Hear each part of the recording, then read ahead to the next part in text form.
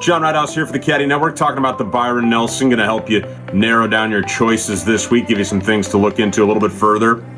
All right, lots of guys sleeping in their own bed this week. The only other place I can think of where this happens a lot is at TPC Scottsdale. I think even more so this week. What are we looking for around this golf course? A lot of people have looked into the research this week. Guys on the ground, bombers, especially with this rain, the zoysia grasses, birdie makers, solid iron players, guys that are good with bent grass. Also guys that play well in Texas and that have experience on this golf course. We found out there's a few more than we thought there were. Lots of players to think about this week.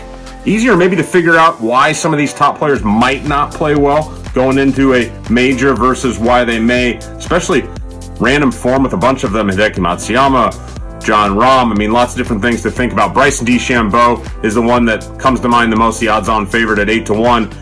And he did pretty well sleeping in his own bed last Friday night. But it really feels like a Scottie Scheffler, Will Zalatoris week, both going off around 20-1, both hunting a win, and have played this golf course as kids. I think he should stay on the Stan Burns train at 35-1. It's going to be his first time teeing it up since his win. And, by the way, he won a second stage at Q School here one time by 5 shots.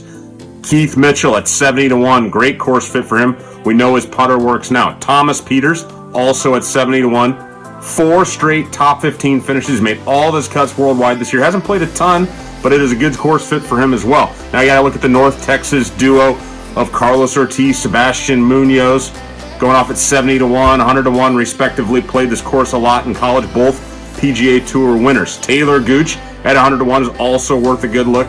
Can do a lot of pin hunting this week.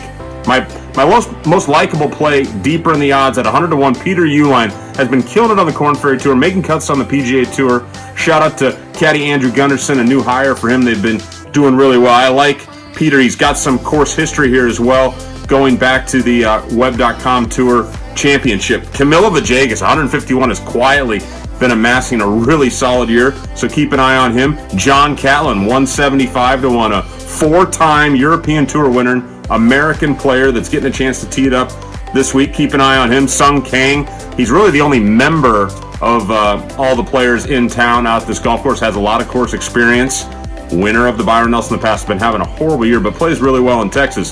Pearson Coody and Cole Hammer, 2 names you're going to hear a lot of coming up.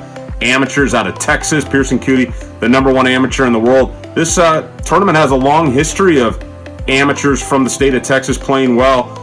C. Jordan Spieth and C. Scottie Scheffler. Other names to keep an eye on: Will Gordon, Jamie Lovemark, J.J. Spawn. Shout out to Dylan Meyer and M.J. Doughty for Monday qualifying in. These guys have some serious experience too. All right, there's 20 names. Help you put together your fantasy lineups, your betting cards.